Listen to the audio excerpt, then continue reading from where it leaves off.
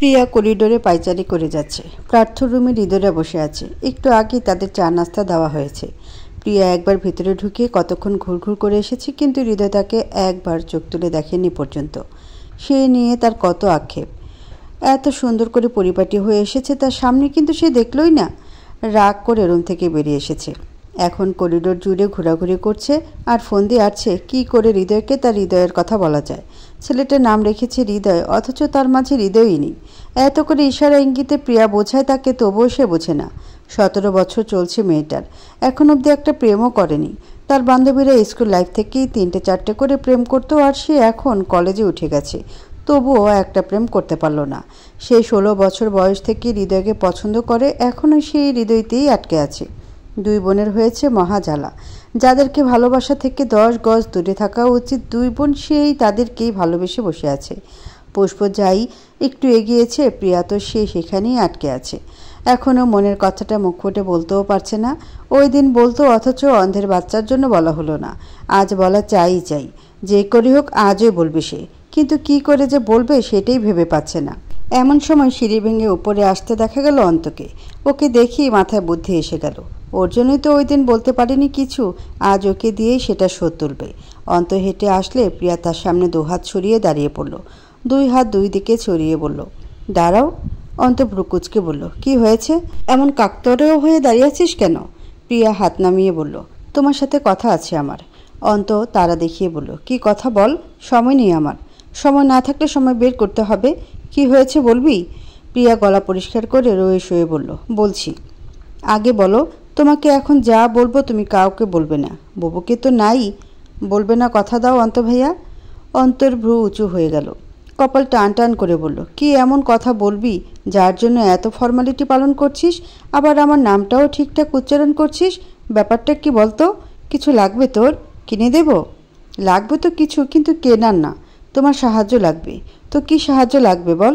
প্রিয়া ভয়ে ভয়ে বলল, আমি না হৃদয় ভাইকে ভালোবাসি। দেখো, তুমি আমাকে ভুল বুঝো না। বুবুকে কিছু বলো না প্লিজ, আমি সত্যি ওনাকে ভালোবাসি। তুমি একটু সাহায্য করো না আমাকে। আমি আর কখনো তোমার সাথে বাজে ব্যবহার করব না, প্রমিস। কিন্তু তুমি অন্য কাউকে কিছু বলো না প্লিজ, প্লিজ ভাই। প্রিয়া ভয় এটা ওটা বলে যাচ্ছে যাতে অন্ত কাউকে কিছু না বলে, কিন্তু এদিকে অন্তর বুকটা পড়ে যাচ্ছে। হারানোর দাহনে পুড়ে ছাই হচ্ছে বুকের ভেতরটা। মানুষ বলে না, ভালোবেসে কষ্ট পেলে নাকি বুকের ভেতর চিনচিনে ব্যথা করে, অন্তরও তাই হচ্ছে। এই ভালোবাসা জিনিসটার সাথে বুকের এত কানেকশন কেন? কিছু হলে বুকের ভেতরটা জ্বলে পড়ে ছারখার হয়ে যায়। অন্ত কিছু না বলে প্রিয়ার দিকে ফ্যাল ফ্যাল করে তাকিয়ে আছে। বলে প্রিয়া আবার বলল, ও অন্ত ভাই, কিছু বলো না, একটু সাহায্য করো আমাকে। অন্ত দুটো ঢোক গিলে সামলালো নিজেকে। প্রিয়ার দিক থেকে চোখ সরিয়ে নিয়ে 2-1 পলক ঝাপটে বলল, ভালোবাসিস? প্রিয়া উপন্যাস মাথা দুলালো। অন্ত আবার বলল, তাকে ভালোবেসে কষ্ট পেয়েছিস কখনো? সব সময়ই তো পাচ্ছি। মনের কথাটা বলতেই পারছি না। কষ্ট লাগবে না? বুকের ভিতরে ব্যথা অনুভব করেছিস কখনো? চিনচিনে ব্যথা, পড়ে যাওয়ার যন্ত্রণা অনুভব করেছিস কখনো এগুলো? প্রিয়া মাথা চুলকে বলল, এরকম আবার ব্যথা হয় নাকি? হয়, আমার হচ্ছে, কিন্তু আমার তো কখনো হয়নি। তার মানে তুই এখনো ভালোবাসতে পারিসনি। যেদিন ভালোবেসে এমন ব্যথা অনুভব করবি, সেদিন তোকে তোর ভালোবাসা পেতে সাহায্য করব। সেদিন আমার কাছে এসে শুধু বলবি তোর ভালোবাসা তোকে পাইয়ে দেব, আমার মতো ভুগতে দেব না তোকে। কথাটুকু বলি হনহনিয়ে নিজের রুমে ঢুকে গেল। মুখের সামনে ঠাস করে লাগিয়ে দিল দরজাটা। প্রিয়া ভাবুক হয়ে তাকিয়ে রইল সেদিকে। কি বলে গেল? এরকম ব্যথা পেলেই সাহায্য করবে? শখ কত! লাগবে না তোর সাহায্য, আমি নিজেই করে নেব সব। বেটা অন্ধের বাচ্চা, ভালো করে দুটো কথা বলেছি বলে উনি আকাশ দিয়ে উঠছে, যত সব। লাগবে না তোর সাহায্য। মনে মনে 101টা বকা দিতে দিতে নিচে নেমে গেল সে। রাত বাজে প্রায় 9টা। অর্ণবরা একটু আগেই বেরিয়ে গেল প্রার্থদের বাসা থেকে। পুষ্প তাদের খাবারের ব্যবস্থা করতে চেয়েছিল, কিন্তু কেউ তাকে কিছু করতে দেয়নি। ওরা না খেয়েই চলে গেছে, শুধু চাটুকুই খেয়েছিল। পুষ্প এখন প্রার্থের জন্য খাবার তৈরি করছে। সে নাকি এখন কিছুই খাবে না, তাই পুষ্প আজ রাতেও স্যুপ করে নিচ্ছে। জোর করে ঠুসে খাইয়ে ওষুধ খাওয়াতে হবে, আর খাওয়ানোর জন্য কাজে লাগাবে পূর্ণিমা বেগমকে। মায়ের সামনে না খেয়ে যাবে কই? স্যুপ বানিয়ে ওপরে চলে আসলো পুষ্প। সাথে তার পিছে পিছে এলাচিও এসেছে। প্রার্থ খাটে বসা ছিল। এলাচিকে দেখি নাক শিকোয় তুলে বলল, এটাকে কেন আমার রুমে এনেছিস? সরা এখান থেকে। পুষ্প নিচে তাকিয়ে দেখলো এলাচি তার পায়ের সাথে ঘেঁষে আছে। সুপের বাটিটা টেবিলের উপর রেখে এলাচিকে কোলে তুলে নিল। বলল, ওকে নিয়ে আপনার এত কেন সমস্যা? আপনার অ্যালার্জি আছে বিড়ালে? নেই তো, তারপরও কেন দেখতে পারেন না? ওকে দেখলে আমার অ্যালার্জি হয়। তুই রুমের বাইরে দিয়ে আয় ওটাকে এক্ষুনি। লোম দিয়ে পুরো রুম মাখিয়ে ফেলবে।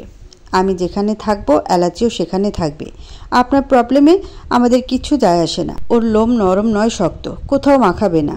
তুই সরাবি? পুষ্প তার সিদ্ধান্তে অটল থেকে বলল, না। পূর্ণিমা বেগম থামিয়ে দিলেন ওদের। বললেন, প্রার্থ, ছোট বিড়ালটাকে নিয়ে সবসময় এমন করিস কেন? ওকে ওর মতো থাকতে দে। এখন কি ওর জন্য তোরা স্বামী স্ত্রী মিলে ঝগড়া করবি নাকি? পুষ্প সুযোগ লুফে নিয়ে বলল, তোমার ছেলেকে বোঝাও বড় আম্মু। আমার অ্যালার্জি নিয়ে কথা বললে আমি ছেড়ে দেব না। প্রার্থ চোখ উল্টিয়ে বলল, তোকে ধরে রাখতে বলেছে কে? পূর্ণিমা বেগম আবার বললেন, কি শুরু করলি? এই পুষ্প, ওকে আগে খাইয়ে দে তো, ওষুধও দিতে হবে তো। মা, আমি ছোট বাচ্চা নই, আমি নিজে খেতে পারবো। তা তো পারবি, কিন্তু বউর হাতে খাবার খেলে ভালোবাসা বাড়ে। প্রৌঢ়ার এমন কথায় দুজনেই অস্বস্তিতে পড়ে গেল। একসঙ্গে দুজনের দিকে তাকাতে চোখাচোখি হয়ে গেল। পুষ্প মনে মনে বলল, খাইয়ে দিলে যদি ভালোবাসা হতো তাহলে তাকে খাইয়ে খাইয়েই মারত। ভালোবাসাই নেই, আবার মারবে কি করে? এদিকে প্রার্থর কথাটা শুনে কেমন কেমন লাগলো। যেটা তার চাই না সেটাই কেন বারবার জীবনের সাথে আটকে যেতে চায়? কারো ভালোবাসা চায় না সে, তবুও ভালোবাসা নামক জিনিস তার পিছু ছাড়ছে না। পুষ্প দাঁড়িয়ে আছে বলে পূর্ণিমা বেগম আবার তাগাদা দিলেন খাওয়ানোর জন্য। পুষ্প এলাচিকে নিচে নামিয়ে সুপের বাটিতে হাত দিতে যায়, অমনি প্রার্থ বলে ওঠে, আগে নিজে পরিষ্কার হয়ে আয়, তোর গায়ে তোর বিড়ালের লোম লেগে আছে।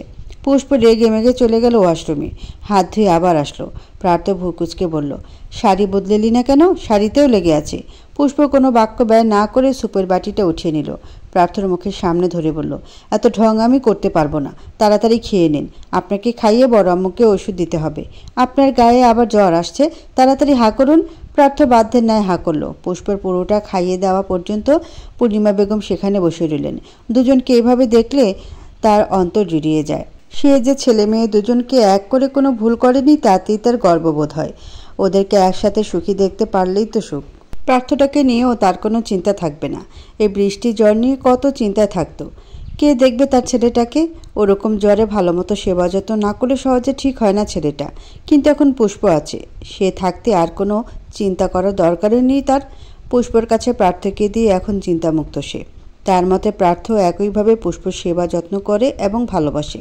এ জীবন এখন এখানে ইতি টানলেও সমস্যা নেই। জীবনে সব কিছু পাওয়া হয়ে গেছে তার, কোনো কিছু না পাওয়ার আফসোস নেই আর।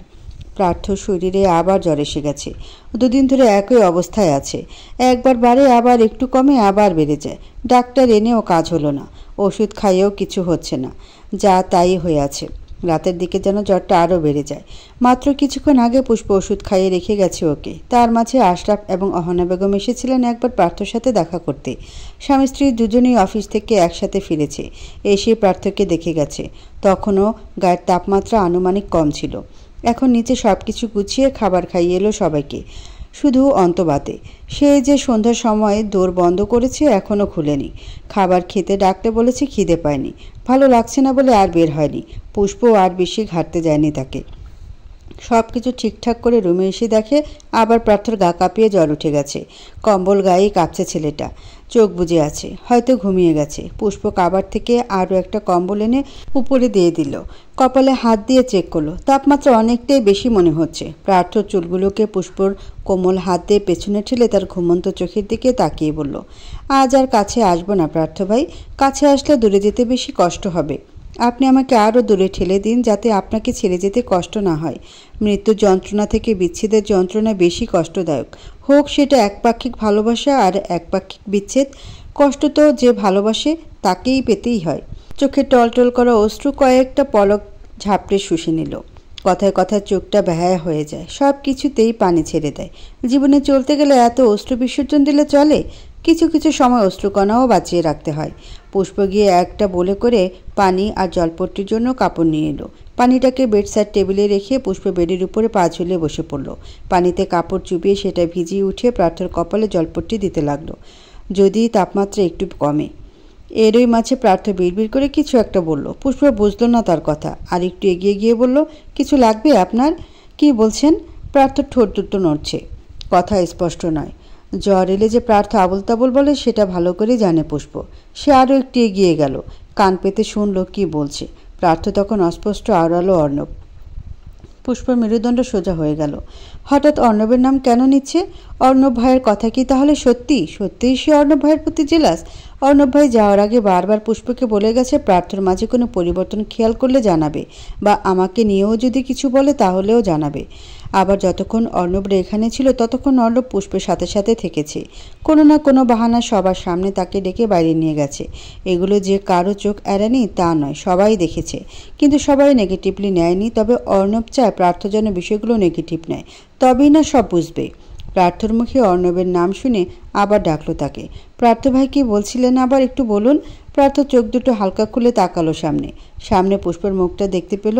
বলল রুগ্ন গলায়, আর কাউকে ভালোবাসতে চাই না, চলে যা। পুষ্পের বক্ষস্থল থমকে গেল, মাথায় বাড়ি খেলো কথাটা।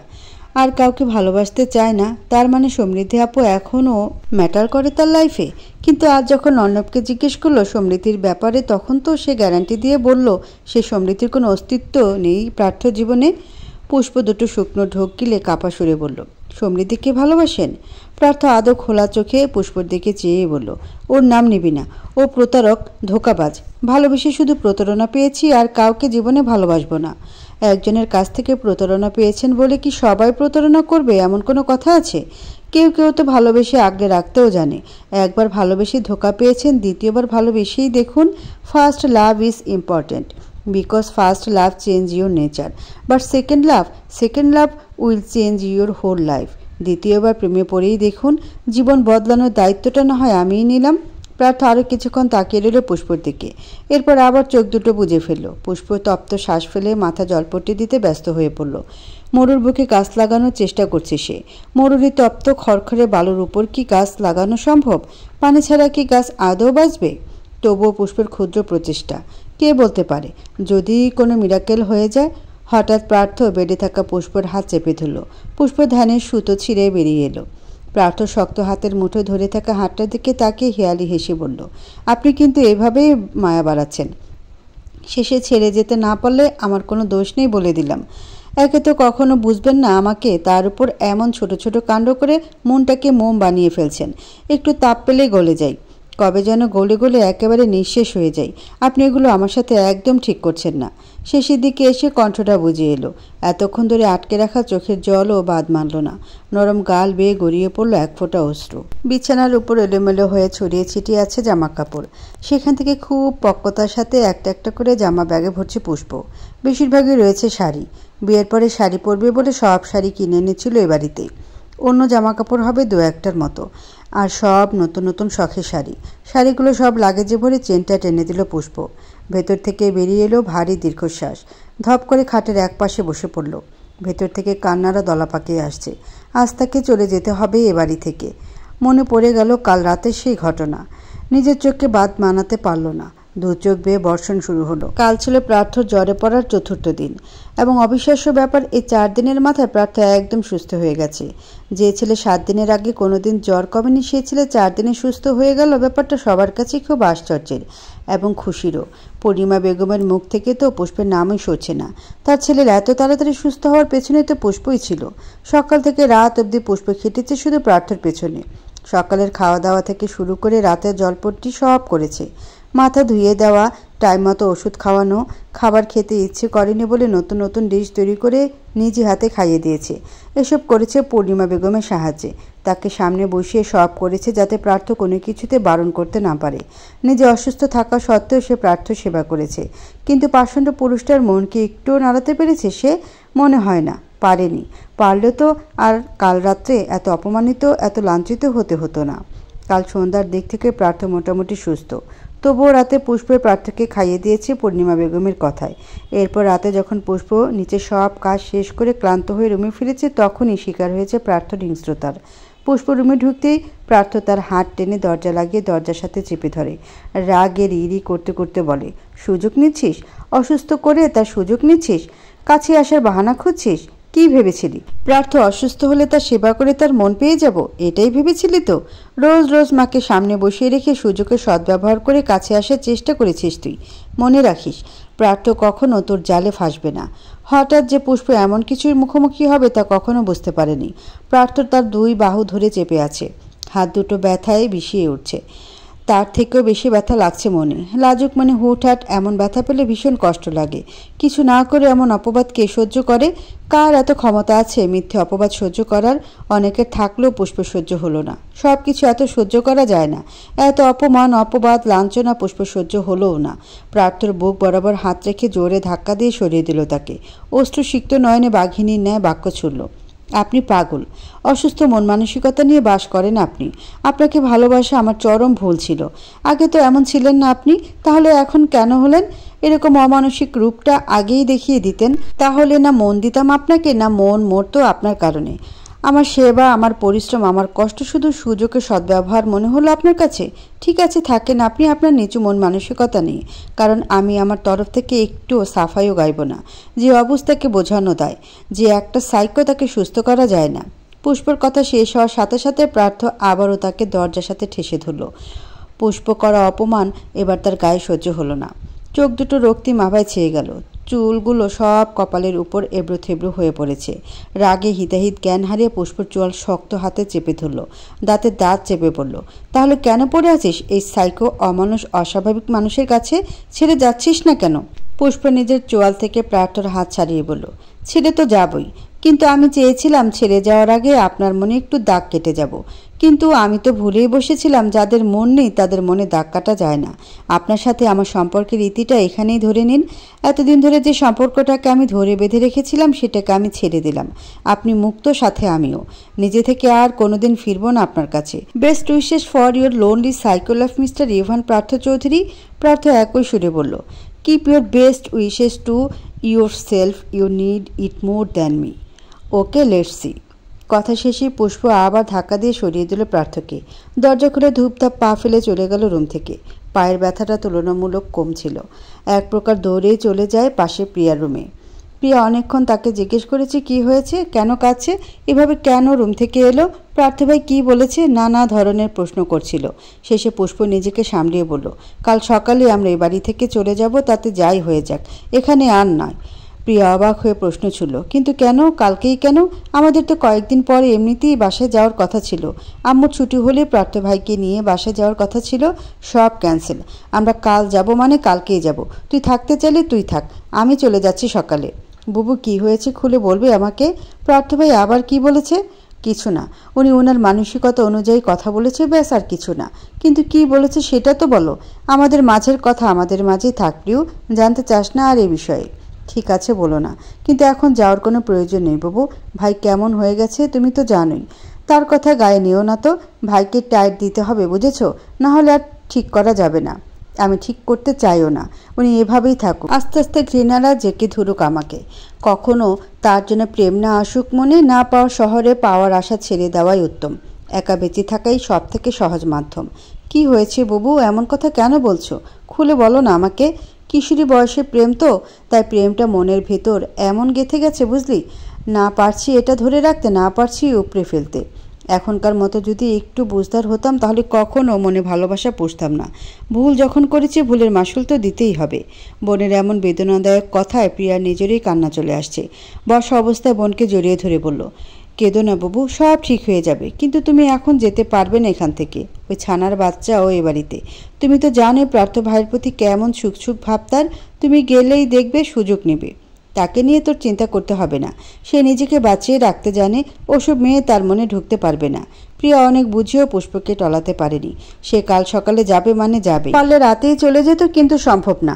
এত রাতে বাড়ি গেলে সবাই সন্দেহ করবে। আর পুষ্প কাউকে তাদের এমন সম্পর্কের কথা জানাতে চায় না। যে সম্পর্কের মাঝে কোনো বিশ্বাস নেই, ভালোবাসা নেই, আছে কেবল হিংস্রতা এবং অবহেলা, সম্পর্ক কখনো একদিক থেকে সামলালে তা টিকে থাকে না। দুদিক থেকে দুজনকে সমানভাবে আগলে রাখতে হয় সম্পর্কের বন্ধন। পুষ্পদের মাঝে তো শুধু পুষ্প একাই প্রচেষ্টা চালিয়ে যাচ্ছিল সম্পর্ক টিকিয়ে রাখার। প্রার্থ তো শুধু ভাঙার প্রয়াস চালাচ্ছে। এমন সম্পর্ক কখনো টিকে থাকতে পারে না। কালকে সম্পূর্ণ কথা মনে আসতেই আবার মন ভেঙে আসতে চাইল, কিন্তু নিজেকে সামলে নিল সে। আর না, এত কষ্ট করে এত কান্নাকাটি করে কি হবে? কিছুই হবে না। যারা সব ঠিক হওয়ার আশায় দিনের পর দিন বসে বসে কান্না করে, তাদের জীবন ওই এক জায়গায় থেমে থাকে। পুষ্প এক জায়গায় থেমে থাকতে চায় না, এসব পিছনে ফেলে এগিয়ে যেতে চায়। সব ঠিক হওয়ার আশায় বসে থাকলে চলবে না। বিছানা থেকে উঠে লাগেজটা নিয়ে নিচে নামলো সে। সকালে রান্নাবান্না শেষ, খাওয়া দাওয়ার পালা শুরু হয়নি এখনও। পুষ্প রান্না শেষ করে উপরে চলে এসেছে জামা কাপড় গোছাতে। প্রিয়াকেও বলে এসেছে সব রেডি করতে। বাড়ির কেউ জানে না যে সে আজ যাবে। এখন নিচে গিয়ে সবাইকে জানিয়ে বিদায় নেবে। আগেই কাউকে জানানি, কারণ আগে বললে তারা যে করি হোক রেখে দিত। এখন সব রেডি থাকলে কোনো বাহানাই চলবে না। বিদায় নিয়ে সোজা বাড়িতে চলে যাবে। সকালের নাস্তাও বাড়িতে গিয়ে করবে ভেবে রেখেছে। প্রিয়া নিজের জামা কাপড় জিনিসপত্র ভর্তি লাগেজ নিয়ে সিঁড়ি দিয়ে নিচে নামছে। ভারী ব্যাগ নিয়ে সিঁড়ি নামতে কষ্ট হচ্ছিল মেয়েটার, তাই আস্তে ধীরে নামার চেষ্টা করছে। অন্ত নিচেই ছিল। প্রিয়াকে লাগেজ নিয়ে নামতে দেখে ভ্রু কুঁচকে গেল তার। এমনিতে দুদিন ধরে প্রিয়ার সাথে কথা বলে না অন্ত, যথাসম্ভব এড়িয়ে চলার চেষ্টা করে তাকে। প্রিয়াকে দেখলেই তার বুকে ঝড় বয়ে যায়। মনের ভিতর বাড়ি খায় এক বাক্য, তুই যাকে ভালোবাসিস সে অন্য কাউকে ভালোবাসে, তুই যাকে পেতে চাস সে অন্য কাউকে পাওয়ার নেশায় মরিয়া। এই দুনিয়ায় কত মানুষ আছে যারা এক পাক্ষিক ভালোবাসার শিকার, আর এক পাক্ষিক ভালোবাসা কত কষ্টে সে তো অন্ত খুব ভালোভাবে বুঝতে পেরেছে। পুষ্প আপুও তো প্রার্থ ভাইকে একপাক্ষিকভাবে ভালোবাসে, তারও মনে হয় এই একই কষ্ট। কি অদ্ভুত, অন্তর ভাই কষ্ট দিচ্ছে পুষ্পকে, পুষ্পের বোন কষ্ট দিচ্ছে অন্তকে। মনে হয় শোধবোধের খেলা চলছে। এ শোধও তুলে নিচ্ছে, ও শোধ এ তুলে নিচ্ছে। মাঝখান থেকে ধুকে ধুকে মরছে পুষ্প আর অন্ত। অন্তর এসব ভাবনার মাঝেই প্রিয়া ড্রয়িং রুমের সামনে এসে দাঁড়ালো। অন্ত কথা বলতে না চেলেও কথা বলল, কপাল গুটিয়ে বলল, ব্যাগপত্র নিয়ে কোথায় যাচ্ছিস? প্রিয়া তাকালো তার দিকে। দুদিন পরে মনে হয় ঠিকঠাক চেহারা দেখতে পেল। দুদিন ধরে তো সামনেই আসে না অন্ত। প্রিয়া তো শুধু ভয়ে ভয়ে ছিল কাউকে কিছু বলে না দেয় আবার, কিন্তু সে কাউকেই কিছু বলেনি। অন্তর চেহারা দেখে তো মনে হয় না যে ওই দিনের কথা এখনও মনে রেখেছে সে। তাই প্রিয়া নির্দ্বিধায় অন্তর কথার উত্তর দিয়ে বলল, বাসায় যাচ্ছি, ভালো থেকো, আর জ্বালাবো না তোমাকে। অন্ত হুট করে উঠে দাঁড়ালো বসা থেকে। চিন্তিত গলায় বলল, কেন, কি হয়েছে তোর? তোর কলেজে তো এখনো খুলেনি, এখন কেন যাবি? এমনি চলে যাচ্ছি। তোমাদের বাসায় আর কতদিন থাকবো? অনেক জ্বালাই তো তোমাদের, তাই চলে যাচ্ছি। অন্ত একটু এগিয়ে গেল। সে যতই প্রিয়াকে এড়িয়ে চলুক, সারাদিন বাড়িতে থাকলে একটু চোখের দেখা অন্তত দেখা যায়, না থাকলে তো একদম শূন্য শূন্য লাগবে। যাওয়ার কথা শুনে মন কেমন করে উঠছে। অন্ত কণ্ঠ নরম করে বলল, কে কি বলেছে তোকে? আমি কিছু করেছি? কেউ বকেছে? কে বকবে? তাহলে হঠাৎ চলে যাচ্ছিস কেন? বল না কি হয়েছে, আমি ঠিক করে দিব। তবুও এখন যাস না? প্রিয়া গোমরা মুখে বলল, আমি তো সব সময় তোমার পেছনে লেগে থাকি, তোমাকে নাকি জ্বালাই সারাক্ষণ, তাহলে এখন যেতে দিতে চাইছো না কেন? তুই বুঝলে তো হতোই। এখন যত বারণ করছি তোর ভালোর জন্য। তুই বাড়িতে গিয়ে একা একা কি করবি? এর চেয়ে তুই এখানেই থাক আরও কদিন পুষ্প আপুর সাথে। প্রিয়া তপ্ত শ্বাস ছেড়ে বলল, আমি একা নই, তোমার পুষ্প আপুও যাচ্ছে। অন্তর কপাল আবারও কুঁচকে এলো। চিন্তিত সুরে বলল, পুষ্প আপুও যাবে? কিন্তু কেন, কি হয়েছে? এখন তো আপুর যাওয়ার কথা নয়। ভাইয়ের সাথে কিছু হয়েছে?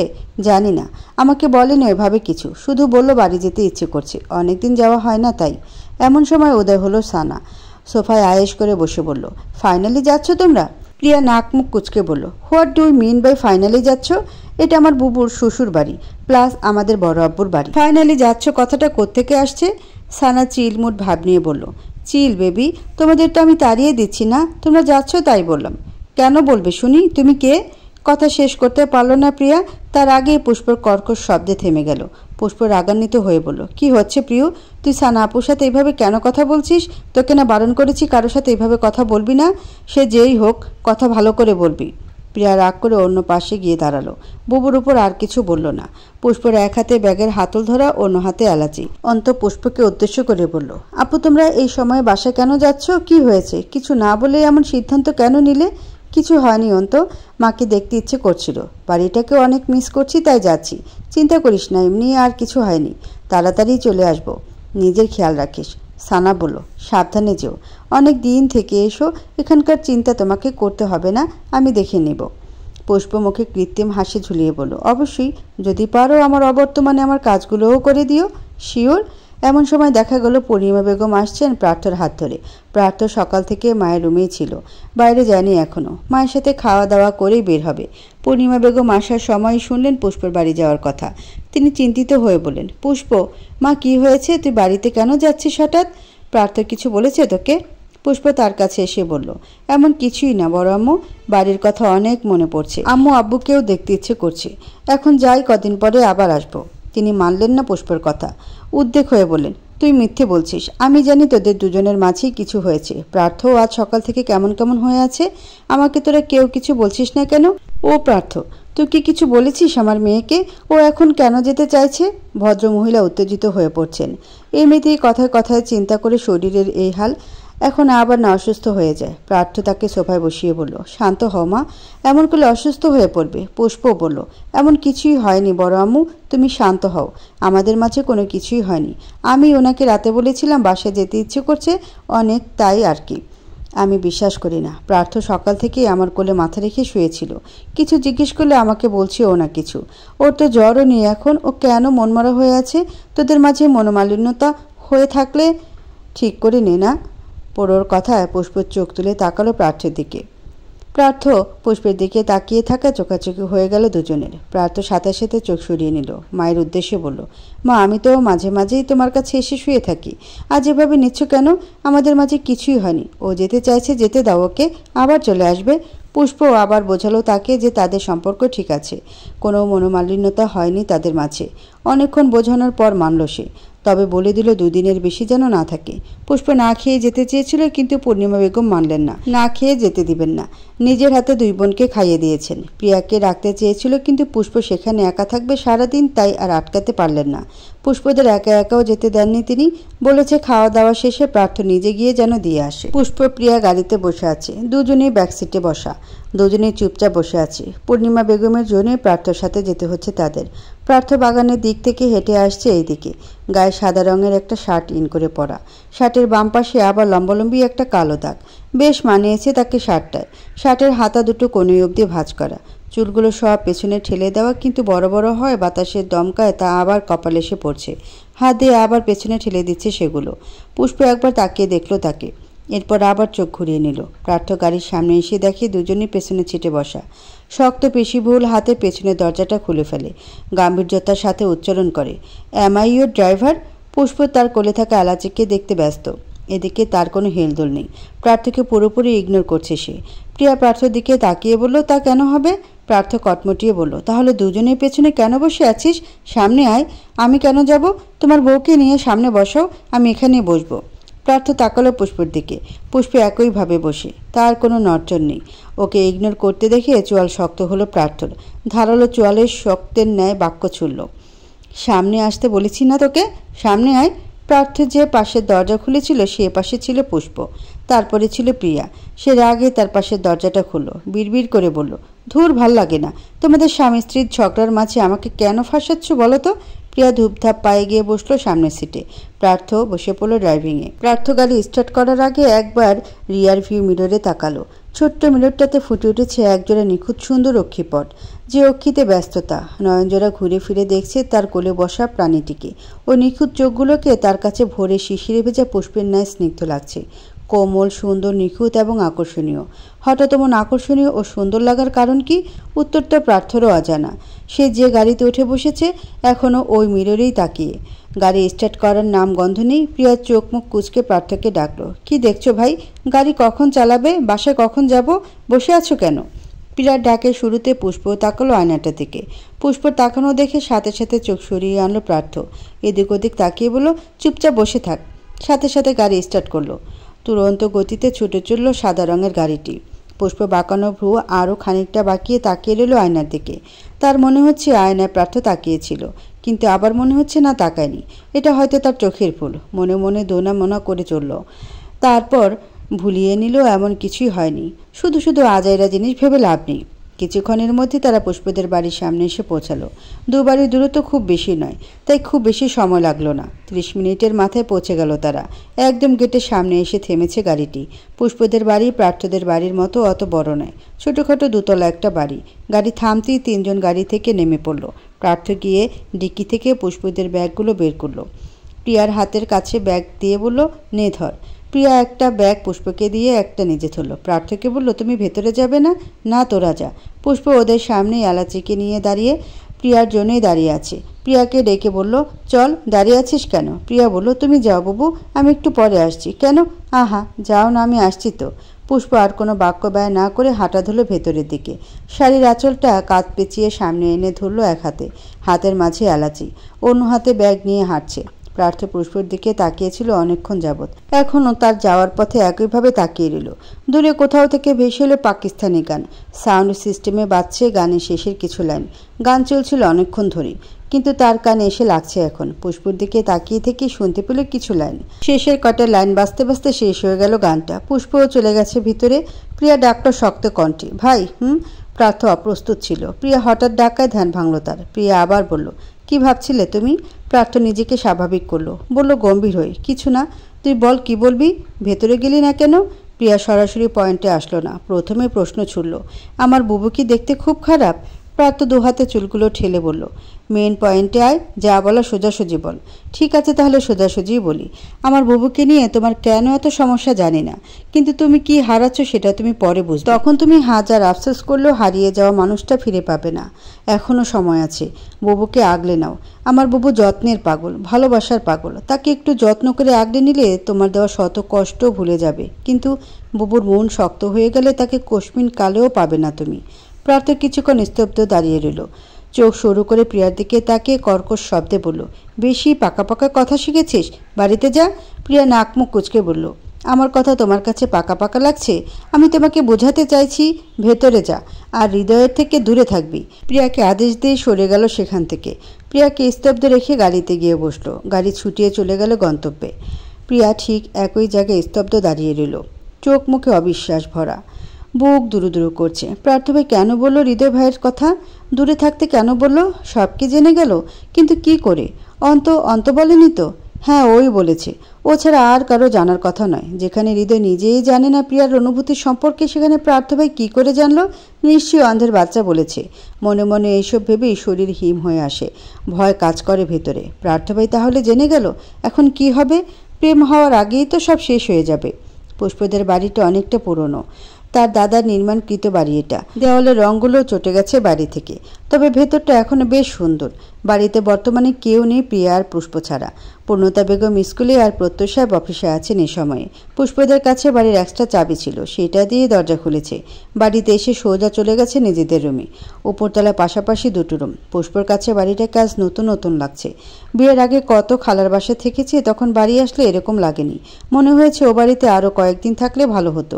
আর এখন মনে হচ্ছে কতদিন পর সে এখানে এলো। এই বাড়িটারই দরকার ছিল তার। নিরিবিলি একান্তে সময় কাটাবে এখানে। কারো কোনো রকম বাজে কথা শুনতে হবে না, নিজের মতো করে চলবে। এই যে এসেছে, ও বাড়ি যাওয়ার নামও নিবে না আর। বিয়ে হলে বোধহয় বাবার বাড়ি মেয়েদের কাছে শ্রেষ্ঠ মনে হয়। নিজের ঘরে ঢুকে আলাদা একটা প্রশান্তি অনুভব করছে পুষ্প। চারপাশ চেয়ে চেয়ে দেখছে।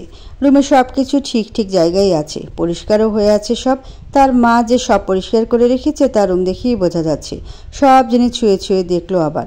জানালার পাশেই তার পড়ার টেবিল, সেখানে উপন্যাস বই রাখা অনেকগুলো। সে আবার উপন্যাস পড়তে ভালোবাসত খুব। উপন্যাসের নায়কদের বর্ণনা পড়তো আর প্রার্থ ভাইয়ের সাথে তাকে মিলাতো। এত প্রেম পীড়িতের গল্প পড়ে পড়ে নিজেই প্রেমে পড়ে গেছে। সে কি যে সে প্রেম, একেবারে মান ইজ্জত খোয়ানো প্রেম। কাঁঠালের আঠার মতো লেগে গেছে একদম। অনেক কাঠখড় পুড়িয়ে সেই আঠা চিরতরে মুছতে হবে। আপাতত সেই প্রয়াসেই ব্যস্ত সে। যে আঠা তার মান সম্মানে আঘাত করবে, সেই আঠা চিরতরে মুছে ফেলায় শ্রেয়। পুষ্প গিয়ে বসলো তার বিছানায়। কি সুন্দর গোছানো রয়েছে বিছানাটা। মন যাচ্ছে অনেকদিন বাদে একটু শান্তিতে শুয়ে থাকতে। করলোও তাই। ব্যাগ থেকে জামা কাপড় বার না করে গিয়ে একটু শুয়ে পড়ল। একটু শান্তি চাই তার, মানসিক শান্তির খুব অভাব। বিছানা শোয়ার কিছুক্ষণের মাঝেই ঘুমিয়ে এসে ঝাঁপড়ে ধরল তাকে। তলিয়ে গেল শান্তির রাজ্যে। কতদিনের ক্লান্ত শরীরটা এই অসময়ে একটু আয়েশ পেয়েই ছেড়ে দিল। তলিয়ে গেল ঘুমের রাজ্যে। তুরন্ত ছটফটে মেয়ে প্রিয়া ছোট ছোট জিনিসেই ছটফট করে ওঠে। একটু আগে এত বড় কাণ্ড হয়ে গেল, এখন তো জান যায় যায় অবস্থা। নিজের রুমের মাঝে এপাশ থেকে ওপাশ পায়চারি করে যাচ্ছে। মাথায় ঘুরপাক খাচ্ছে প্রার্থর কথাগুলো। ওই ছোট্ট একটা বার্তায় যথেষ্ট তার ঘুম হারামের জন্য। মনের ভেতর উথাল পাতাল ঢেউ বয়ে যাচ্ছে। মনে আসছে একটাই নাম, সেটা হলো অন্ত। ওকে সামনে পেলে খেয়েই ফেলবে ভাব। মেয়েদের মতো পেটে কথা হজম হয় না, ছেলেরাও নাকি এত পেট পাতলা হয়। ছি, শালা সব বলে দিয়েছে ভাইকে। দোষটা প্রিয়ারই, সে কেন বলতে গেল সব তাকে? সাহায্য চাওয়ার জন্য কি দুনিয়ায় কি আর কেউ ছিল না? ওই অন্ধকেই কেন বাঁচতে হলো? নিজের উপরে এখন রাগ হচ্ছে। প্রিয়ার পায়চারি করার মাঝে তার ফোনটা ভাইব্রেশন মুডে বেজে উঠল। ফোনটা হাতেই ছিল তার। অন্তকে কল করবে ভেবেছিল, ফোনটাকে সামনে ধরতে দেখলো অন্তই কল করেছে তাকে। প্রিয়া নিজেকে যথাসম্ভব শান্ত রেখে ফোনটা রিসিভ করলো। নিজে আগে থেকে কিছু বলল না। ওপাশ থেকে অন্ত শান্ত গলায় বলল, প্রিয়া বাড়িতে পৌঁছেছিস? কিছু ফেলে গেছিস কি? প্রিয়া দাঁতে দাঁত চেপে বলল, হুম। ওর হুম শুনে ভাবলো সত্যিই কিছু ফেলে গেছে বোধ হয়। যাক, এই ছুতে ওকে একবার দেখে আসবে কাল, আবার কবে আসবে কে জানে। অন্তরে তো একদিনও ভালো লাগে না প্রিয়াকে না দেখলে। এ কেমন রোগে যে পড়লো ছেলেটা। সে খুশি মনে বলল, ঠিক আছে বল কি রেখে গেছিস, আমি কাল গিয়ে দিয়ে আসবো। হঠাৎই প্রিয়ার সুর বদলে গেল, ক্ষিপ্ত হয়ে বলল, তোমাকে ফেলে এসেছি অন্ধের বাচ্চা। তোকে হাতের কাছে পেলে কুটি কুটি করে কাটতাম আমি। পেটে কথা হজম হয় না তাই না? সামনে পেলে ওই পেট আমি ফাটিয়ে দিতাম। আমার সাথে এমন কেন করলে তুমি? অন্ত বুঝলো না প্রিয়া কেন এসব বলছে। সে কপাল গুটিয়ে বলল, আমি কি করেছি? কি বলছিস তুই? তুমি কি করেছো বলছো আবার? লজ্জা করে না? আমার এমন সর্বনাশ করেও বলছো কি করেছো? হ্যাঁ তো বল কি করেছি আমি? আমার তো জানা নেই আমি এমন কি করেছি তোর সাথে যাতে তোর সর্বনাশ হয়ে গেল। আমি তো কখনো তোকে ছুঁয়েও দেখিনি। অসভ্য, তুমি ভাইকে সব বলে দিয়েছো কেন? আমি হৃদয় ভাইকে ভালোবাসি সে কথা প্রার্থ ভাইকে কেন বলেছ? অন্তর রাগ হলো, দাঁতে দাঁত চেপে বলল, শান্ত স্বরেই বলল, আমি এসব নিয়ে কিছুই বলিনি কাউকে। তোর ভুল হচ্ছে কোথাও। তুমিই বলেছ। তুমি না বলে ভাই কি করে জানলো? আমি তো আর কাউকে বলিনি কথা। অন্ত চেতে গেল। প্রিয়ার মুখে হৃদয়ের কথা শুনলে তার রাগ হয়। নিজের ভালোবাসার মানুষের মুখে অন্য কারো নাম শুনলে কার না রাগ হয়।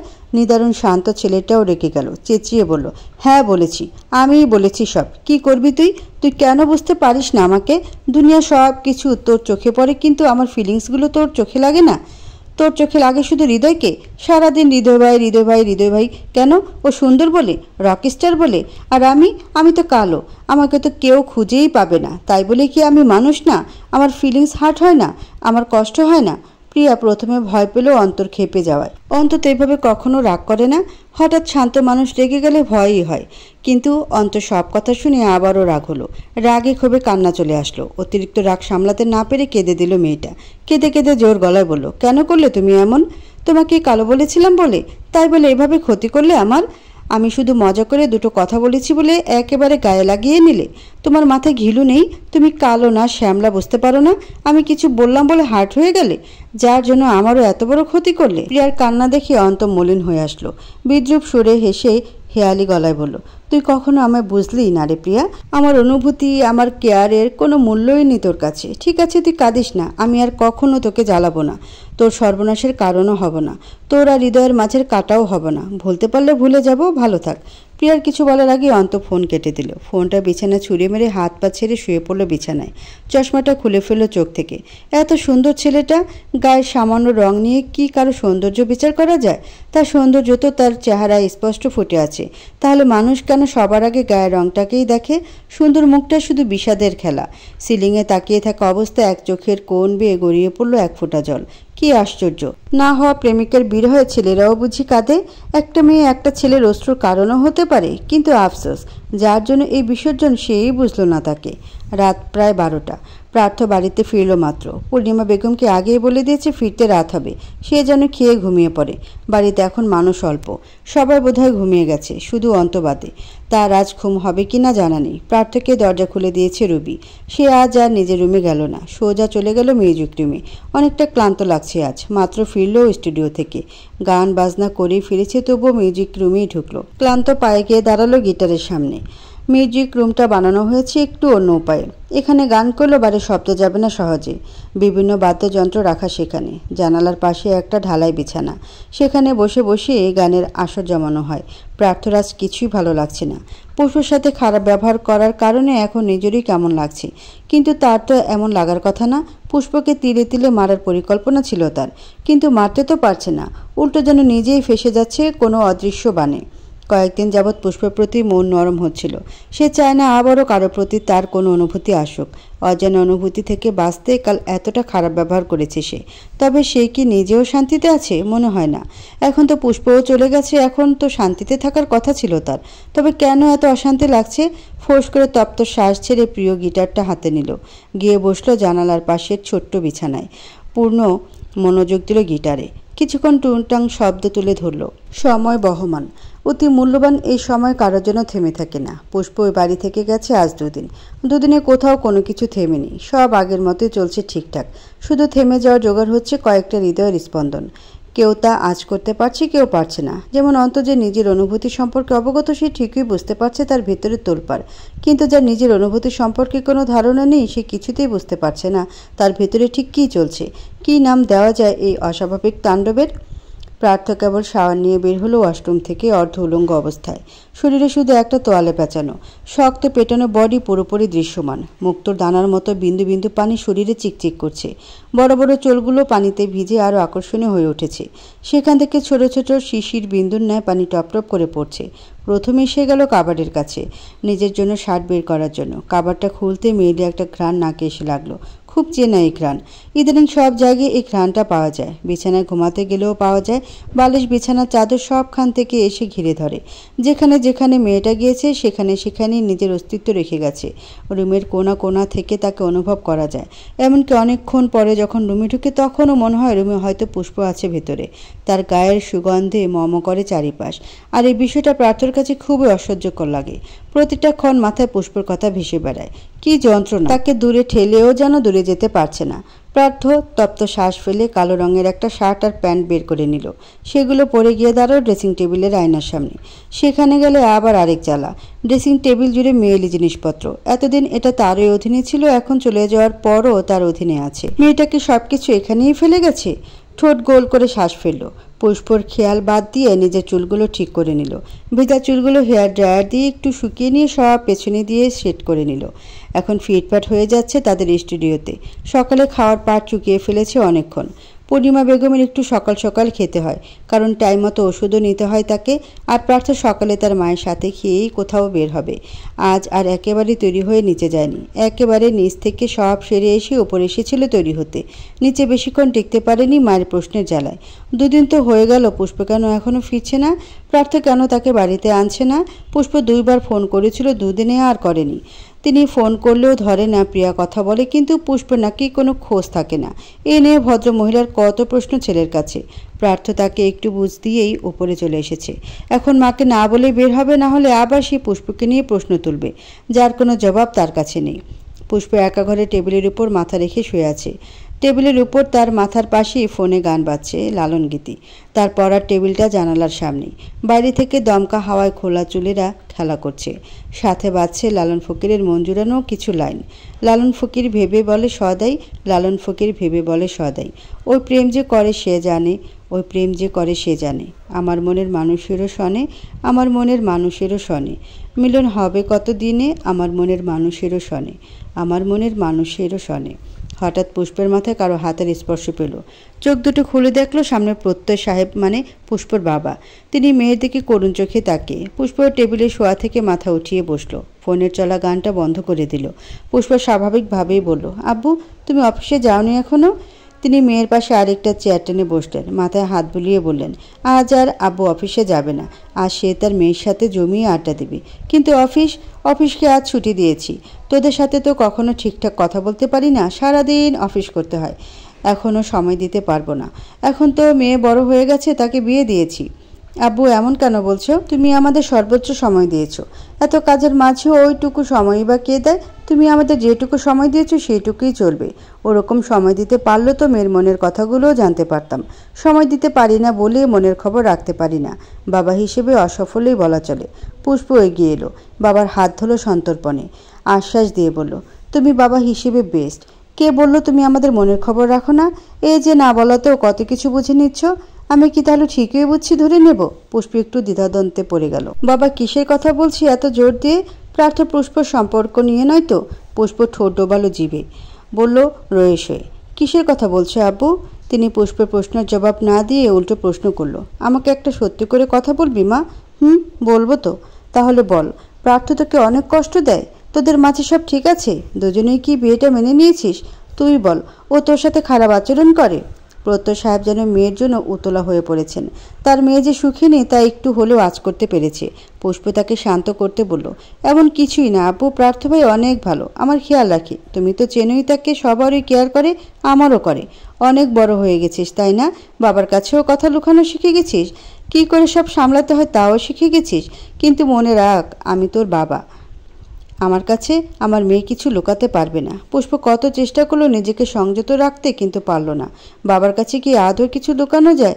যে বাবা কিছু না বলাতেই মেয়ের মনের অবস্থা টের পায়, সে বাবার কাছে মেয়ের আর কি লুকাবে? এতদিন পর বাবার এত আদর, এত ভালোবাসা দেখে নিজেকে আর আটকাতে পারল না। বাবার বুকে মাথা ঠেকিয়ে রেখে কেঁদে ফেলল মেয়েটা। প্রত্যয় সাহেব তার মাথায় হাত বুলিয়ে বললেন, আমি জানি তো আমার মেয়ে সুখে নেই। বাবাকে বন্ধু ভাবিস তো? বিশ্বাস আছে তো বাবার উপর? তাহলে বল সব। প্রার্থর সাথে তো সম্পর্ক ঠিক নেই তাই না? পুষ্প মাথা তুলে বসলো, তবে নিচু করে রেখেছে এখনো। চোখ মুছে নাক টেনে বলল, ঠিক নেই আব্বু, উনি আমাকে মেনে নিতে পারেনি। আমি থাকবোও না ওনার জীবনে, থাকতে চাই না আমি। বলতে বলতে আবার কেঁদে ফেলেছে সে। প্রত্যয় সাহেবেরও চোখে জল এসে যাচ্ছে। মেয়ের দুঃখে বাবারা কখনো ঠিক থাকতে পারে না। তিনি তেজি গলায় বললেন, ভুলটা আমারই, তোর মায়ের কথা শোনা উচিত হয়নি আমার। তুই যখন বিয়েতে রাজি ছিলি না, তখন আমার উচিত ছিল তোদের বিয়ে না দেওয়া। কিন্তু যা হওয়ার হয়েছে, আর নয়। আমি আমার মেয়েকে কষ্ট পেতে দেব না। হাত বাড়িয়ে পুষ্প চোখে জল মুছিয়ে বলল, তুই কাঁদিস না মা, তোদের বিয়ের এখানেই সমাপ্তি টানবো আমি। প্রার্থকে ডিভোর্স লেটার পাঠাবো খুব শীঘ্রই। পুষ্পর চোখ বিস্ময়ে বড় বড় হয়ে গেল, কান্না থেমে গেল নিমিষেই। বিস্ময়ে ভরা দৃষ্টিতেই বলল, আব্বু কি বলছো? ঠিকই বলছি, যেখানে তোর সুখ নেই সেখানে আমি তোকে রাখবো না। তাতে যা হওয়ার হোক, আমার মেয়ে এর থেকে ভালো কিছু ডিজার্ভ করে। কিন্তু আমি ডিভোর্স চাই না। কেন? তুই এভাবে জীবন কাটাতে চাস? আমি তোকে এভাবে থাকতে দেব না। ডিভোর্সের কথা শুনে বুকটা মোচড় দিয়ে উঠছে। ডিভোর্স শব্দটা একটা বিবাহিত মেয়ের কাছে কি তা হয়তো আজ বেশ ভালোভাবেই আঁচ করতে পারল পুষ্প। যত যাই হোক, সে ডিভোর্স চায় না। দরকার পড়লে সে এখান থেকে অনেক দূরে চলে যাবে, কিন্তু ডিভোর্স নয়। হ্যাঁ, যদি প্রার্থ নিজে ডিভোর্স লেটার পাঠায় তবে নির্দ্বিধায় সেখানে সাইন করে দেবে। পুষ্প নিজে থেকে কখনো এমনটা করবে না। কেন যে বাবাকে সব বলতে গেল, এই জন্য এসব নিয়ে বলতে চায়নি সে। কিন্তু তার যে বাবা, তার কাছে কিছু লুকানো যায় না। কি করে যেন সব বুঝে ফেলে। এখন তাকে অন্য কিছু বলে বোঝাতে হবে। সে তার বাবাকে বোঝাতে বলল, আব্বু বোঝার চেষ্টা করো, বড় আম্মু অসুস্থ। আমি তো তার জন্যই বিয়েটা করেছি তাই না? এই কয়দিনের মাথায় সব শেষ হয়ে গেলে বড় আম্মুর কী হবে একবার ভাবো। প্লিজ আব্বু, এরকম কিছু করো না। আমি তো কষ্টে নেই, প্রার্থ ভাই যথেষ্ট সম্মান দেয়, শুধু বিয়েটা মানতে চাইছে না, এটুকুই। আস্তে আস্তে সব ঠিক হয়ে যাবে। দেখো, শুধু সম্মান দিয়ে সব সম্পর্ক টেকানো যায় না পুষ্প, সম্পর্কে ভালোবাসাটাও প্রয়োজন। সবই হবে আপু, একটু সময় দাও আমাদের। মাত্র কয়েকটা দিন হলো বিয়ের, আর কয়েকটা দিন কি সময় দেওয়া যায় না বলো? কয়েকদিন সময় দিলে সে ঠিক হবে, সম্পর্ক সামলাতে পারবে। পুষ্পর গলা শুকিয়ে আসছে, হাত পা কাঁপছে, অস্থির লাগছে। কি বলবে কি করবে বুঝতে পারছে না। প্রার্থ তো কখনো মানবে না। পুষ্প সে আশে বসেও নেই। সরে এসেছে মানে আর ফিরে যাবে না। কিন্তু ফিরে না গেলে তো ডিভোর্সই হবে। আজ হোক বা কাল ডিভোর্স তাদের হবেই, এটাই হয়তো তাদের ভবিতব্য। কিন্তু এখন ডিভোর্স হলে বড় আম্মুর কী হবে? এতগুলো কিন্তুর মাঝে বেচারি ফেসে গেছে। এত তাড়াহুড়ো করে কিছু করা যাবে না দেখে বলল, পারবে, সব ঠিকও হবে, সময় দাও, সময়ের প্রয়োজন। যদি সব ঠিক না হয় তবে আমি নিজে তোমাকে জানাবো, তখন তুমি যা বলবে তাই হবে। ঠিক আছে, তাহলে দিলাম সময়। এই সময়ের মধ্যে সে ঠিক না হলে আমি আর রাখবো না তোকে সেখানে। পুষ্প ছোট করে বলল, প্রত্যয় সাহেব মেয়ের মাথায় হাত বুলিয়ে উঠে গেলেন। বিয়েটা দিয়ে ভীষণ আফসোস তার। মেয়ের সামনে বেশিক্ষণ বসে থাকতে পারবে না। থাকলেই মনে হবে তার মেয়ের দুঃখের জন্য দায়ী সে নিজে। তাই আর কিছু না বলে চলে গেল রুম থেকে। সময় যখন চেয়েছে তাহলে সময় নিক আরও কয়েকদিন, তারপরে সবাইকে সামনে নিয়ে সব ফয়সালা হবে। বাবা হয়ে বসে বসে তো আর মেয়ের দুঃখ দেখতে পারবেন না তিনি। প্রত্যয় সাহেব চলে যেতেই পুষ্পা আবার ভেঙে পড়ল। কেন সব বলল তাকে? কেন এত টেনশন দিল? নিশ্চয়ই এখন দিনরাত এ নিয়েই ভাববে। রাগে নিজেকে নিজের মারতে ইচ্ছে করছে। বলার হলে সঠিক সময়েই বলতো। এখন তো সঠিক সময় নয় এসব বলার। এত ঝামেলার মাঝে এখন পুষ্পের নিজেকে পৃথিবীর সবচেয়ে অসহায় ব্যক্তিটি মনে হচ্ছে। প্রার্থ স্টুডিওতে পৌঁছে দেখলো সবাই সেখানে আগে থেকে উপস্থিত। স্টুডিওটা বেশ বড়সড়। বিভিন্ন বাদ্যযন্ত্র, মাইক, কিছু ইলেকট্রনিক ডিভাইস, সোফা, টি টেবিল সব কিছুই আছে।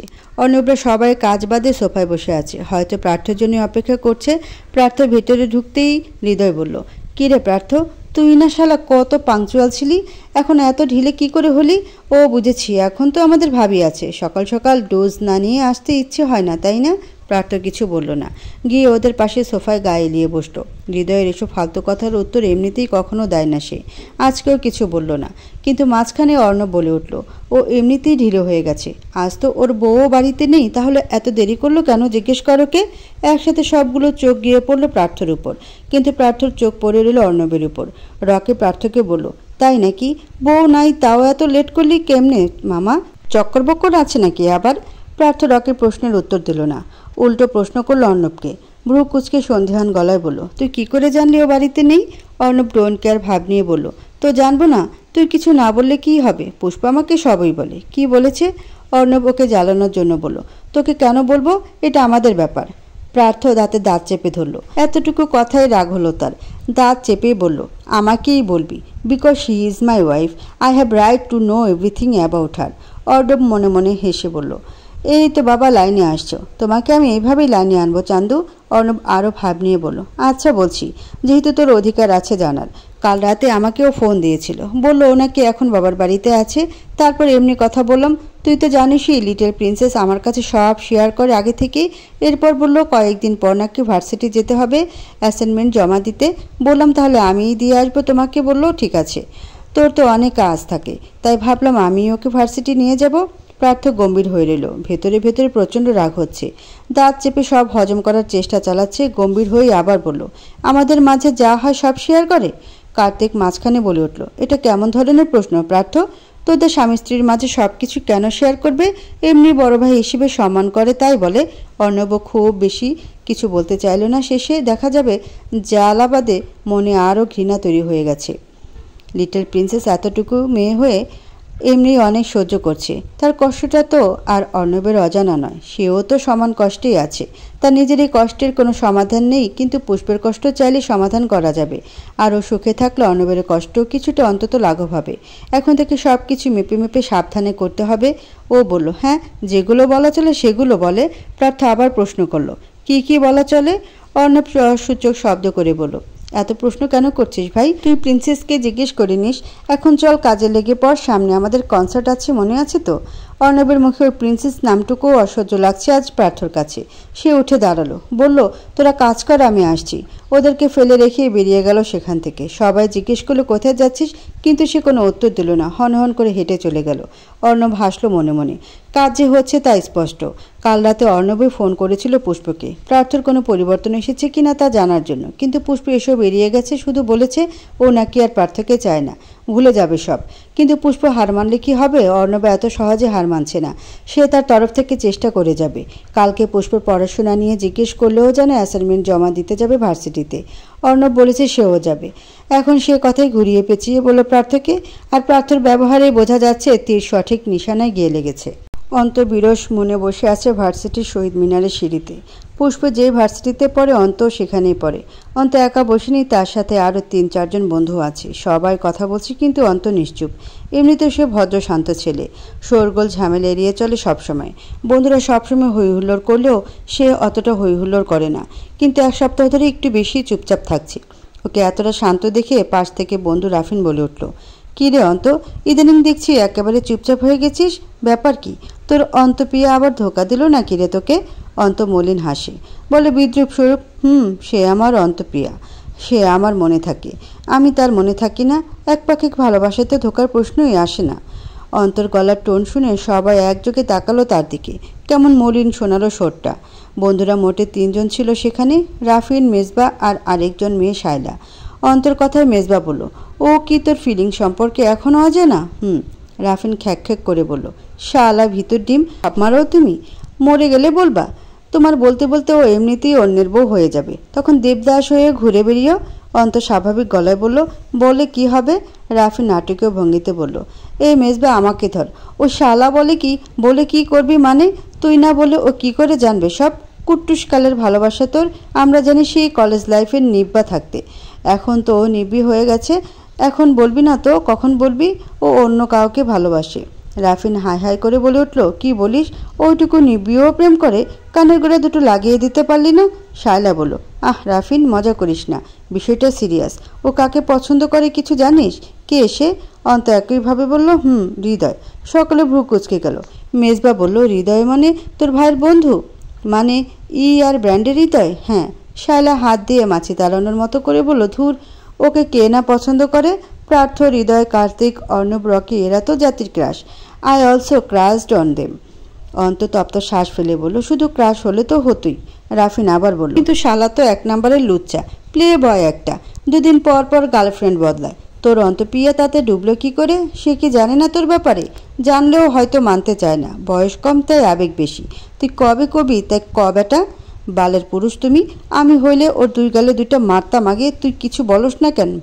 প্রিয়াকে নিয়ে এসব কথা বলতে গেলে অন্তর বুকে লাগে। যাকে দেখা ছাড়া 2 দিনও কাটাতে ইচ্ছে করে না, সেই তাকে 1 সপ্তাহ ধরে দেখে না, না কোনো ফোন দেয়। ওই দিন ফোনে ঝগড়া হওয়ার পর মনটা বিষিয়ে গেছে। একটা ছেলের সহ্য ক্ষমতা কতটুকু? নিজের প্রিয় মানুষের মুখে বারবার অন্যের নাম শুনতে কেমন লাগে তা কেউ অন্তরকে জিজ্ঞেস করুক। প্রতিনিয়ত দহনের আগুনে পুড়ে ছাই হচ্ছে তার হৃদয় অরণ্য। দহন থেকে মুক্তি পেতে তার সাথে কোনো যোগাযোগই করে নাই আর। প্রতিবার দুজনে ঝগড়ার পর অন্তই যেচে গিয়ে প্রিয়ার সাথে কথা বলে। ভুল সব সময় প্রিয়ারই থাকে, তবুও সবার আগে সরি বলবে অন্ত। বেচার একটু বেশি ভালোবাসে তার অন্ত প্রিয়াকে, কিন্তু সেটা বুঝলে তো। অন্ত একদিনে ডুবে আছে বলে রাফিন আবার ওকে ধাক্কা দিল। বলল, কি রে, কই হারালি? বল কিছু। তুই কি হৃদয়ের জন্য ছাইরা দিবি নাকি ওরে? অসম্ভব। ওকে ছাড়া অন্য কারো কথা ভাবতেও পারি না কখনো। ওকে কি করে অন্য কারো হতে দিই? হয় এটাই চাই, একদম ছাড়বি না।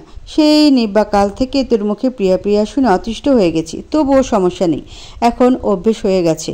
এখন প্রিয়া তোর হোক এটাই চাই। শোন, তুই আগে হৃদয়ের কেচ্ছা সামনে আন। ও ছেলে যে প্লে বয় এটা ওকে বোঝা, তাহলেই সব ক্লিয়ার। তারপর আর তোরে আটকায় কে? অন্ত চুপচাপ শুনল, কিছু আর বলল না। কি করবে না করবে সে নিজেও জানে না। প্রিয়াকে তার চাই, নয়তো এই জীবন পূর্ণতা পাবে না। ছোটবেলা থেকে ও একজনকে মনে জায়গা দিয়ে রেখেছে, তাকে কি করে মন থেকে মুছে ফেলবে? আজ অনেক দিন পর আবার ভার্সিটি প্রাঙ্গণে পা রেখেছে পুষ্প, সাথে আরেকজনও আছে। পুষ্প তাকে বারণ করেছিল আসতে, কিন্তু সে নিজে জোর করে এসে পড়েছে। দুজনে মাত্রই ভার্সিটির গেট পাড়িয়ে ভেতরে ঢুকলো। বলতে গেলে এটা অর্ণবদেরও ভার্সিটি। 2 বছর আগে এখান থেকেই অনার্স শেষ করে বেরিয়েছে। অনেকদিন পর আবার আসা হলো ভার্সিটিতে পুষ্পর জন্য। অর্ণবের বিশ্বাস আজ প্রার্থও আসবে ভার্সিটিতে। তখন পুষ্প আর অর্ণবকে দেখে তার রিয়েকশন কী হবে সেটাই দেখার অপেক্ষা। ওরা দুজন ক্যাম্পাসের একটু ভেতরে যেতে মুখোমুখি হলো সমৃদ্ধি নামের মেয়েটির সাথে। সমৃদ্ধি সামনে থেকে এদিকে আসছে। অর্ণবই আগে দেখলো তাকে। ওকে দেখে এড়িয়ে যেতে চাইলো, কিন্তু বিদিবা মেয়েটি ডেকে উঠল তাকে। অর্ণব চোখ মুখ খিচে নিল। মনে মনে বলল, ইস, আজকে এ মেয়ের আসতে হলো এখানে। অর্ণব পুষ্পের দিকে তাকালো একবার। পুষ্প সমৃদ্ধির দিকে বহুল দৃষ্টিতে চেয়ে আছে। মেয়েটি এগিয়ে আসলো তাদের দিকে। ততক্ষণে অর্ণব পুষ্পর হাঁটা থেমে গেছে। মেয়েটার পরনে শাড়ি, অথচ আজকে পুষ্প শাড়ি পরেনি, সাদা রঙের একটা চুড়িদার পরেছে। লাল রঙের শাড়িতে ফর্সা সুন্দর দেখতে সমৃদ্ধিকে অপসরীর মতোই লাগছে। চুলগুলো কাঁধ পর্যন্ত, চুল খোলা রাখায় বাতাসে উড়ে উড়ে আসছে মুখের উপর।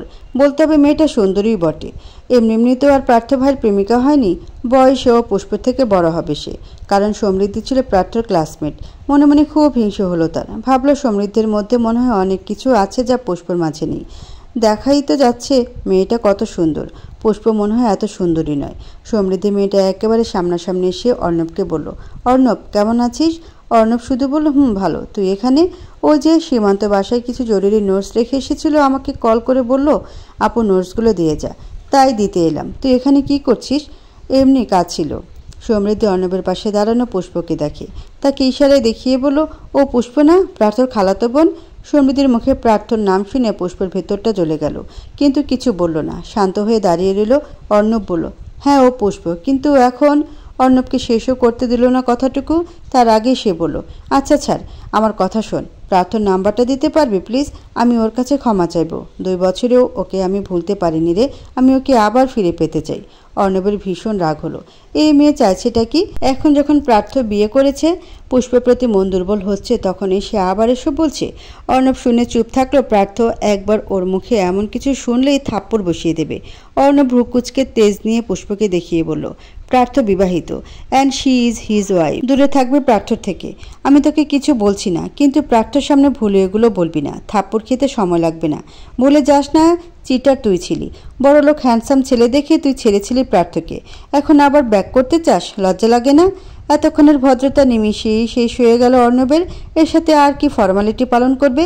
সে তো এটা ভার্সিটি বলে কিছু বলছিল না তাকে, সিন ক্রিয়েট করতে চায়নি, কিন্তু মেয়েটার কথায় মাথায় আগুন ধরে গেল তার।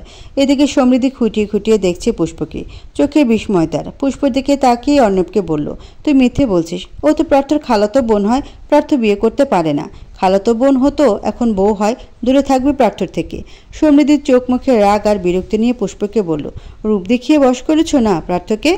তুমি না বোন হও ওর, কি করে পারলো ওকে বিয়ে করতে? পুষ্প এতক্ষণ চুপ থাকলো, এবার আর চুপ রইল না, শক্ত গলা জবাব দিল, রূপ তো আপনারও কম ছিল না, তাহলে আপনি কেন বশ করে রাখতে পারলেন না? ও সরি, আপনি বশ করবেন কি করে? আপনার তো তখন বড়লোক বয়ফ্রেন্ড চাই। প্রার্থ তো তখন সামান্য ভার্সিটি স্টুডেন্ট, ওই রূপ দেখিয়ে তো অন্য কাউকে বশ করেছিলেন, সে আর নেই। এখন আমার স্বামীর দিকেই কেন কুনজর পড়লো আপনার? পুষ্পর কথায় সমৃদ্ধি অর্ণব দুজনেই অবাক। পুষ্প যে এভাবে কাউকে ধুয়ে দিতে পারে তা অর্ণবের জানা ছিল না। মেয়েটা তো আগে বেশ নরম টাইপের ছিল, হঠাৎ করে একেবারে বাঘিনী হয়ে গেছে যেন। পুষ্প এতক্ষণ চুপ ছিল, কারণ প্রার্থকে নিয়ে কোনো কথাই সে কিছু বলতে চায়নি। কিসের দমে বলবে? যার জন্য বলবে সেই চায় না পুষ্প তার উপর কোনো অধিকার দেখাক, তাই অধিকার থাকা সত্ত্বেও দেখায়নি। কিন্তু এখন সমৃদ্ধির কথা রাগ হলো ভীষণ, কিছু না বলে থাকতে পারল না। সমৃদ্ধির রাগে খেয়ে হারিয়ে বলে উঠল, এই মেয়ে, সাহস কী করে হয় তোমার আমার উপর আঙ্গুল তোলার? তুমি কে আমাকে এগুলো বলার? আপনি যাকে নিজের করে পেতে চাইছেন তার স্ত্রী হই আমি। আশা করি আর কোনো পরিচয় দিতে হবে না আমাকে, দূরে থাকবেন আমার হাজব্যান্ড থেকে। মুখের উপর তর্জনী তুলে শাসালো তাকে। সমৃদ্ধি যেন এতে আরও রেগে গেল, সেও তর্জনী উঠিয়ে বলতে গেল, তুমি? ব্যাস। অর্ণব ধমকে উঠল, তাকে রুক্ষ গলায় আবার বলল, ব্যাস, অনেক শুনলাম তোর বেহুদা প্যাচাল, আর একটা কথা বলবি না, আর ওকে তো আরও বলবি না। কেন? ও কি হয় তোর? ওর জন্য তুই আমার সাথে এমন করছিস? হু আর ইউ? তুই কে হোস যে তোর সাথে ভালো ব্যবহার করব? আমরা বন্ধু অর্ণব, সে তো 2 বছর আগে তুই শেষ করে দিয়েছিস, এখন আবার ন্যাকামি করতে কেন এসেছিস?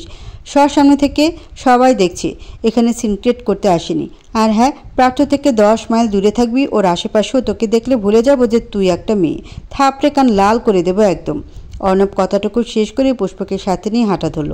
বিমূঢ় হয়ে তাকিয়ে রইল সমৃদ্ধি। এরকম অপমান সে আশা করেনি। প্রার্থ রাগ করবে তা জানে, কিন্তু অর্ণবও এমন ব্যবহার করলো। এখন প্রার্থকে কি করে বোঝাবে? যার জন্য প্রার্থকে ছেড়েছিল সে তো 1 নম্বরের ফ্রড ছিল। এখন মন শুধু প্রার্থতেই টানছে।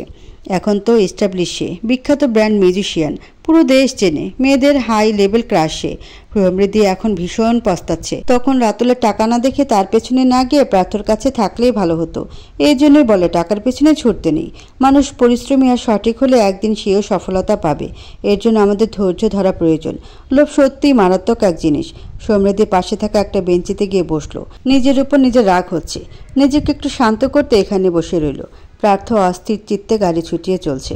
গাড়ির স্পিড প্রায় 120-এর মতো হবে। সে যাচ্ছে ভার্সিটির দিকে। একটু আগে পুষ্পদের বাড়ি থেকে এলো, ভেবেছিল পুষ্প বাড়িতেই থাকবে। তাকে আনতে গিয়েছিল সেটাই, কিন্তু গিয়ে পায়নি তাকে, পেয়েছে প্রিয়াকে। সে বলে ভার্সিটিতে চলে গেছে অনেকক্ষণ আগে। এরপর আর 1 সেকেন্ডও দাঁড়ায়নি, গাড়ি ছুটিয়ে চলে যাচ্ছে ভার্সিটির দিকে।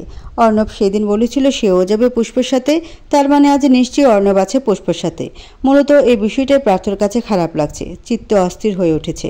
ওই দিন অর্ণবের মুখে পুষ্পর কথা শোনার পর মন চেয়েছিল তখনই গিয়ে পুষ্পর কানে নিচে দুটো লাগিয়ে আসবে, কিন্তু মাঝপথে থেমে গেছে সে। মস্তিষ্ক বারবার প্রশ্ন তুলছে, নিজের ভেতরের সত্তাটা বলে উঠেছে, কেন যাচ্ছিস পুষ্পের কাছে? অর্ণবের সাথে কথা বলেছে বলে? সে তো বলতেই পারে, তো সমস্যা কি? তুই তো ওকে চাস না, তাহলে তোর এত লাগলো কোথায়? গিয়ে কি বলবি ওকে? অর্ণবের সাথে কথা বলেছে কেন জিজ্ঞেস করবি? সে তো আগে থেকেই কথা বলে তার সাথে, তাহলে এখন কোথায় লাগছে তোর? কেনই বা এত লাগছে? নিজের অদৃশ্য সত্তার প্রশ্নবাণী নিজেই ফেসে গেছিল বেচারা। সত্যি তো কেন যাবে সে পুষ্পর কাছে? ওর সাথে তো সব সম্পর্ক শেষ করে দিয়েছে। মস্তিষ্কের সেই প্রশ্নগুলো আর যেতে দেয়নি তাকে পুষ্পর কাছে। মাঝপথে ফিরে আসতে হয়েছিল তাকে। কিন্তু আজকে পূর্ণিমা বেগমের করা আদেশ ছিল পুষ্পকে গিয়ে যেন নিয়ে আসে। প্রার্থর মনের নরম দিকটাও বারবার বলছিল এখন নিয়ে আসা যায়। কেমন খালি খালি লাগছে সব। পুষ্পকে এ বাড়িতে এনে দেখবে কেন এমন লাগছিল। পুষ্প চলে যাওয়ায় নাকি অন্য কোনো ব্যাপার আছে? সেইভাবে তাকে আনতে গিয়েছিল বাসায়। প্রার্থ জানে একবার তাকে আসতে বলে হুড়হুড় করে চলে আসবে, কিন্তু বাসায় গিয়ে আর পেল কই? এখন অস্থির হয়ে ছুটে আসতে হলো তাকে ভার্সিটিতে। গাড়ি ভার্সিটির বাইরে পার্ক করে রেখে গেল ভেতরের দিকে। গায়ে তার স্কাই রঙের একটা শার্ট, নিত্যদিনের মতো হাতাটা গোটানো, কলারের নিচের দুটো বোতাম খোলা এবং ইন করে পরা। তস্ত্র পায়ে এগিয়ে গেল সামনের দিকে। কিছুক্ষণ যেতেই হুট করে সামনে এসে দাঁড়ালো কেউ। প্রার্থর হাঁটা থেমে ভ্রু কুঁচকে সামনে তাকাতে দেখলো সমৃদ্ধি দাঁড়িয়ে। সে ওখানে বসেছিল। হঠাৎ চোখে পড়লো প্রার্থকে। ওকে দেখে প্রথমে ভেবেছিল ভুল দেখেছি, কিন্তু যেই বুঝতে পারলো এটা প্রার্থই, অমনি সামনে এসে দাঁড়িয়ে পড়লো। চোখে মুখে তার খুশির জোয়ার যেন। এতদিন পর সমৃদ্ধিকে চোখের সামনে দেখে চোখ মুখ আরও কুঁচকে গেল তার। অচেনার মতো করে বলল, হু আর ইউ? রাস্তা ব্লক করে রেখেছেন কেন? সরে দাঁড়ান।